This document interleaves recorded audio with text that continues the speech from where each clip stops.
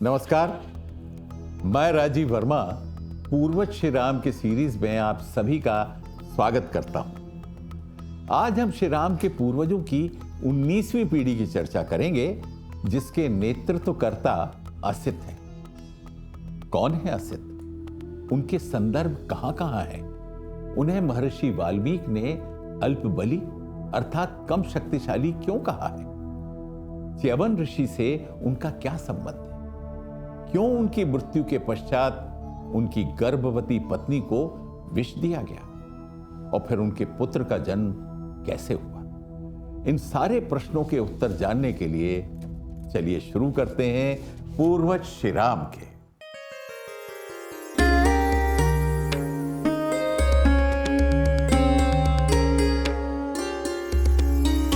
राष्ट्र के रक्षक हैं वो, विश्व के वो पथ प्रदर्शक, सत्य जिनके है धरोहर, सूर्य के हैं वो उपासक। गंगा है वो, सिंधु है वो, वही तो जम्बू द्वीप है। सगर रघु दशरथ है वो, वही तो राजा दिलीप है। निर्माता भारत वर्ष के, शासक अयोध्या धाम के, इक्ष्वाकु सूर्यवंशी, पूर्वज श्री राम के। श्री राम के, श्री राम के, पूर्वज श्री राम के।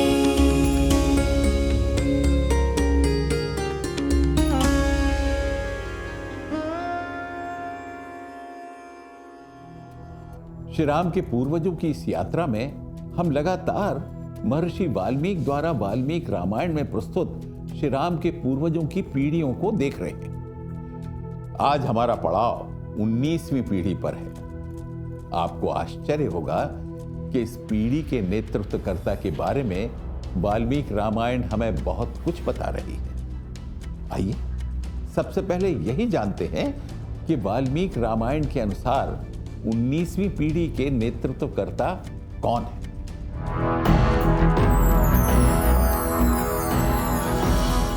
भरतात्तु महातेजा असितो नाम जातवान, अर्थात भरत के महातेजस्वी असित नाम के पुत्र हुए। ये श्लोक बताता है कि 19वीं पीढ़ी के नेतृत्वकर्ता भरत के पुत्र असित हुए। लेकिन इसके बाद का श्लोक भी असित की ही बात करता है और कुछ ऐसा कहता है जो सहजता से नहीं माना जा सकता। वहाँ कहा गया है कि यस्येते प्रति राजान उदपद्यन्त शत्रवः, हैहयास्ताल जंघाश्च शूराश्च शशबिंदवः। और अर्थ में लिखा है कि असित के है तालजंघ और शशबिंदु 3 पुत्र हुए। ये तीनों वीर राजा हुए, किंतु इन तीनों ने अपने पिता असित के साथ बैर बांधा। ये अर्थ वाल्मीकि रामायण के द्वारका प्रसाद चतुर्वेदी द्वारा प्रस्तुत अनुवाद के बाल कांड में है। यहाँ है और तालजंग और शशिबंद या शशबिंदु को राजा असित का पुत्र कहा गया है और बताया गया है कि यह असित के शत्रु थे। इसको स्वीकारा नहीं जा सकता क्योंकि पौराणिक संदर्भों में है तालजंग और शशबिंदु तीनों अलग अलग राजा हैं। असमंजस ने हमें इस श्लोक के सही अर्थ खोजने के लिए विवश किया। आश्चर्य की बात यह है कि खोजने पर हमें इसका सुधार वाल्मीकि रामायण के ही अयोध्या कांड में मिल जाता है। चतुर्वेदी जी के अनुवाद में ही अयोध्या कांड में जब यह श्लोक फिर से आया है तो वहाँ अर्थ लिखा है कि है तालजंग, शशबिंदु और शूर ने असित से शत्रुता की। वहाँ पुत्र होने की बात नहीं है। कुछ ऐसा ही अनुवाद हमें यशपाल शास्त्री की संशोधित वाल्मीकि रामायण में भी मिलता है। वहाँ श्लोक का अर्थ है कि असित के है तालजंग और शशबिंदु ये 3 शूरवीर शत्रु हो गए थे।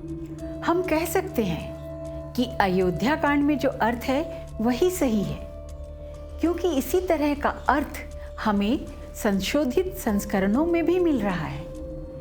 आगे वर्णन आता है कि जब असित पर इन सभी ने आक्रमण किया तो असित ने इनके विरुद्ध सैन्य व्यूह बनाकर इन्हें घेरा, लेकिन जब इन्हें एक साथ हराना कठिन अनुभव हुआ तो राजा असित अपना राज्य छोड़कर हिमालय पर्वत पर चले गए और वहां जाकर तप करने लगे। वहां राजा की कुछ समय बाद मृत्यु हो गई। वाल्मीकि रामायण में कहा गया है, असितो अल्प बलो राजा, अर्थात अल्प बल वाले राजा की समय आने पर मृत्यु हो गई।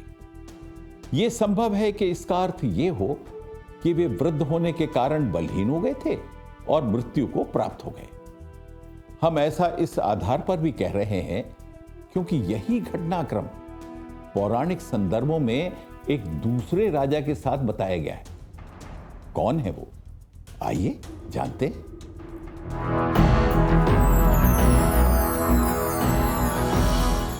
पौराणिक संदर्भों के अनुसार हैहयवंशी कार्तवीर्य अर्जुन के पुत्र तालजंग कहलाए। कहीं कहीं ऐसा वर्णन आता है कि कार्तवीर्य अर्जुन के पुत्र जयध्वज के पुत्र तालजंग कहलाए। हम इन्हें हैहयवंशी कह सकते हैं, जो एक समय में परशुराम के भय से हिमालय में छिपे रहते थे, लेकिन जब परशुराम तप के लिए चले गए तो ये पुनः सक्रिय हो गए। क्योंकि इनकी अयोध्या से शत्रुता थी, अतः अवसर पाकर इन्होंने शक, यवन, कंबोज, पारद राजाओं के साथ मिलकर अयोध्या पर आक्रमण कर दिया। इस समय अयोध्या के राजा बाहु थे।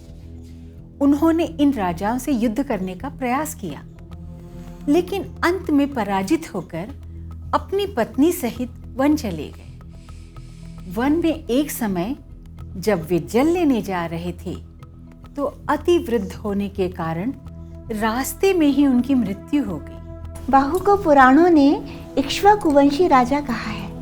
विष्णु पुराण के अनुसार वे वृक के पुत्र हैं और वायु पुराण के अनुसार वे धृतक के पुत्र हैं। वायु पुराण ने उन्हें एक व्यसनी राजा भी कहा है। संभवतः उनकी मृत्यु का एक कारण यह भी हो क्योंकि वाल्मीकि रामायण ने भी उन्हें अल्प बली या बलहीन कहकर इसी ओर इशारा किया है। पौराणिक संदर्भों में आगे वर्णन है कि बाहु की मृत्यु के समय उनकी पत्नी गर्भवती थी। वह स्वयं के सम्मान की रक्षा के लिए अग्नि में प्रवेश करके अपने जीवन को समाप्त करना चाहती थी, लेकिन तभी वन में रह रहे और भार्गव ने उन्हें अग्नि प्रवेश से रोका। आगे चलकर बाहु की पत्नी ने और भार्गव के आश्रम में ही एक पुत्र को जन्म दिया। बाहु या बाहु का वर्णन पौराणिक संदर्भों में मिलता है, लेकिन अलग अलग नामों से। जैसे ब्रह्मांड पुराण में इन्हें फल्गु तंत्र कहा गया है, तो भागवत में बाहुक पाठ भेद मिलता है। ब्रह्मांड पुराण के अनुसार ये कृतयुग में जन्मे और इन्होंने सप्तद्वीपों में 7 अश्वमेध यज्ञ किए। इतना ही नहीं, कहीं इनकी एक पत्नी कहकर उसका नाम यादवी दिया गया है और कहीं इनकी 2 पत्नियां हैं जिनके नाम केशिनी और कालिंदी मिलते हैं। हमने देखा कि बाहु का जो वर्णन पौराणिक संदर्भों में मिलता है वो आरंभिक तौर पर बिल्कुल वही है जो वाल्मीकि रामायण में राजा असित का वर्णन है। ऐसा लगता है कि नाम बदलकर हम राजा असित का ही वर्णन पौराणिक संदर्भों में देख रहे हैं।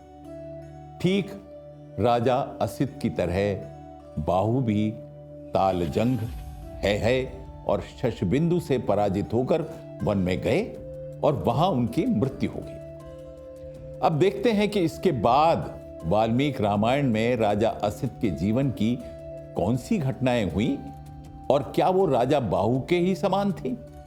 प्रश्न वही है कि क्या राजा असित और पौराणिक संदर्भों में वर्णित बाहु एक ही हैं या अलग अलग।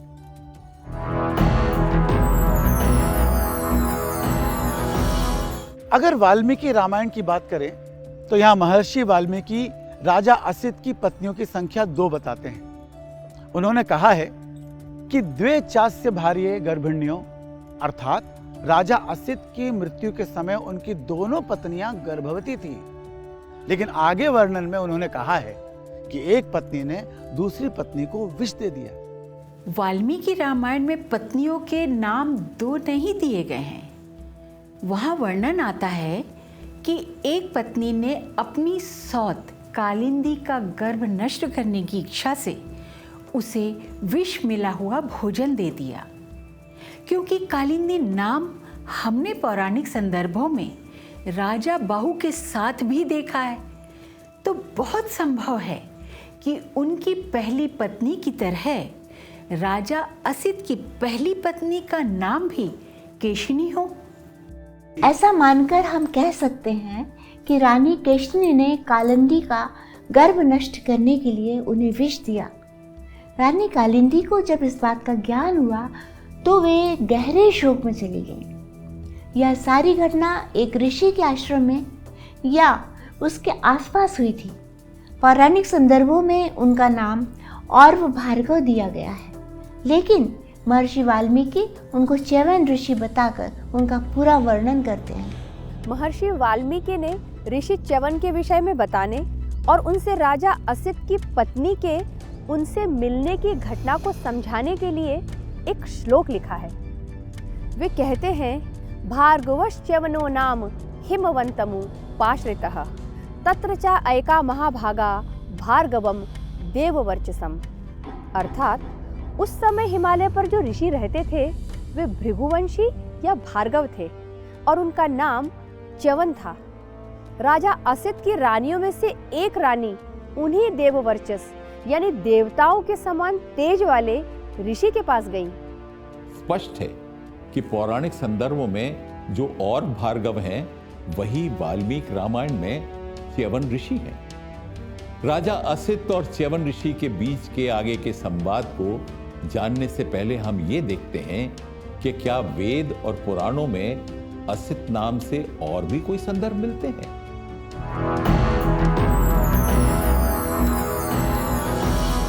असित नाम के संदर्भ खोजने पर सबसे पहले हमारी दृष्टि असित काश्यप पर जाती है। असित काश्यप कश्यप के पुत्र हैं।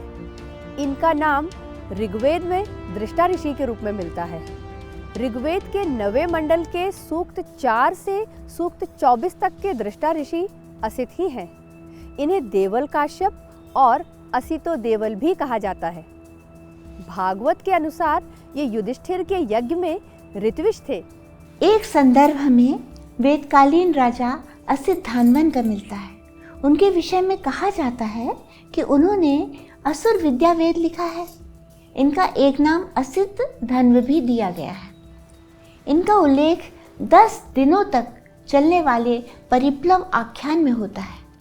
परिप्लव आख्यान अश्वमेध यज्ञ के पश्चात होने वाले आख्यान होते थे। अश्वमेध यज्ञ से जुड़े आख्यान में इनके नाम का आना बताता है कि ये भी एक महान राजा थे। असित काश्यप के अतिरिक्त एक और काश्यप के रूप में असित का संदर्भ मिलता है। ये संदर्भ इन्हें एक पुरोहित के रूप में प्रस्तुत करता है और यहाँ इनका नाम है असित मृग।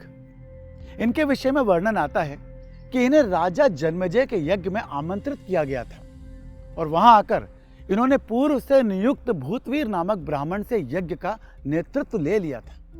इस घटनाक्रम का वर्णन ऐतरेय ब्राह्मण में मिलता है। बहुत स्पष्ट है कि इनमें से कोई भी संदर्भ श्री राम के पूर्वजों से संबंध नहीं रखता।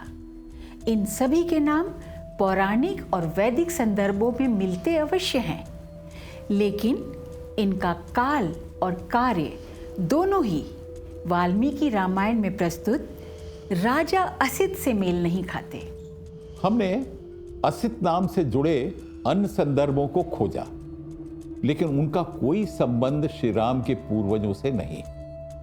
तो चलिए अब हम राजा असित के जीवन के अंत और उनकी पत्नी के च्यवन ऋषि के आश्रम में पहुंचने के बाद के घटनाक्रम को जानते हैं और देखते हैं कि उनका पुत्र कैसे जन्मा और वो कौन है।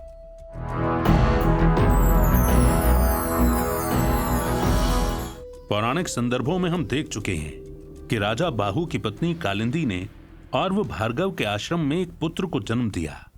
वाल्मीकि रामायण के अनुसार राजा असित की पत्नी कालिंदी को उनकी दूसरी पत्नी केशिनी ने विष दे दिया था और वे दुखी होकर च्यवन ऋषि के आश्रम में पहुंच चुकी थीं। वाल्मीकि रामायण में आगे वर्णन आता है कि राजा असित की पत्नी कालिंदी च्यवन ऋषि के समक्ष इस आशा में बैठ गई कि ऋषि उन पर कृपा करेंगे। वे उनकी वंदना करने लगी कि वैसे तो उन्हें भोजन में विष दे दिया गया है, परंतु फिर भी उन्हें एक स्वस्थ पुत्र की प्राप्ति हो। कालिंदी की प्रार्थना सुनकर च्यवन ऋषि ने उन्हें आशीर्वाद देते हुए कहा कि तुम बिल्कुल चिंता मत करो, तुम्हारी कोख में एक उत्तम महायशस्वी और महातेजस्वी बालक है। परंतु इस बात से भी कालिंदी संतुष्ट नहीं हुई, क्योंकि वह जानती थी कि उन्हें विष दिया गया है, जिसका दुष्प्रभाव अवश्य होगा। तब च्यवन ऋषि ने कहा, तुम्हें शीघ्र ही जो पुत्र प्राप्त होगा वह विष सहित जन्म लेगा। यह बात कालिंदी के लिए समझना मुश्किल था, लेकिन फिर भी उन्होंने च्यवन ऋषि को प्रणाम किया और उनकी वाणी को स्वीकार किया। लेकिन फिर एक अद्भुत घटना हुई। च्यवन ऋषि ने जो कहा था वह सत्य हुआ और उनके आशीर्वाद से कालिंदी ने पुत्र को जन्म दिया। यह पुत्र विष के साथ जन्मा था। इस पुत्र के विषय में महर्षि वाल्मीकि ने कहा है कि सपत्न्या तो गरतस्यै दत्तो गर्भ जिघांसया सह तेन गरणेव जातः स सगरो अभवत। अर्थात क्योंकि राजा असित की पत्नी कालिंदी को उनका गर्भ नष्ट करने के लिए विष दिया गया था, इसीलिए उस विष के साथ उस बालक का जन्म हुआ और गरल या गर के साथ जन्मे होने के कारण वह बालक गर के साथ अर्थात सगर कहलाया। वाल्मीकि रामायण में राजा असित और पौराणिक संदर्भों में राजा बाहु दोनों के जीवन का घटनाक्रम पूरी तरह से मेल खाता है। सबसे बड़ी बात यह है कि दोनों के ही पुत्र का नाम सगर दिया गया है। पौराणिक संदर्भों में बाहु को भी इक्ष्वाकु वंशी ही कहा गया है। कालक्रम में भेद होने के बाद भी दो राजाओं के जीवन की घटनाओं में इतनी अधिक समानता यह बताती है कि ये घटनाएं सत्य हैं और इतिहास में इन घटनाओं और उनसे जुड़े राजाओं का उल्लेख अवश्य ही होना चाहिए। आज हमने राजा असित के नाम से जुड़े सभी संदर्भों को जांचा। हमने देखा कि वाल्मीकि रामायण में प्रस्तुत राजा असित और पुराणों में वर्णित बाहु एक ही हैं। इसके बाद हमने देखा कि राजा असित की मृत्यु के पश्चात उनकी पत्नी कालिंदी से एक पुत्र की उत्पत्ति हुई जो गर या गरल के साथ जन्मा, इसीलिए वो सगर कहलाया। इसका अर्थ है कि श्री राम के पूर्वजों की 20वीं पीढ़ी के नेतृत्वकर्ता सगर ही हैं। उनके विषय में और जानेंगे, लेकिन अगले अंक में। तब तक जुड़े रहिए और देखते रहिए पूर्वज श्री राम के युग युगीन भारतवर्ष की विकास गाथा केवल वीर भारत पर। अभी के लिए नमस्कार।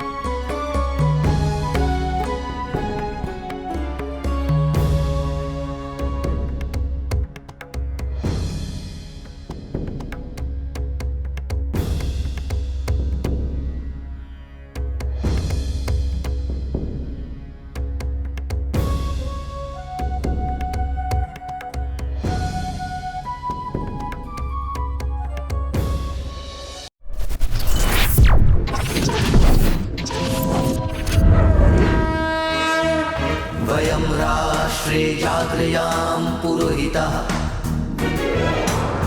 हम राष्ट्र आराधक भारतवर्ष को जागृत और जीवंत बनाएं। युग युगीन भारत के कालजयी महानायकों की तेजस्विता की गौरव गाथा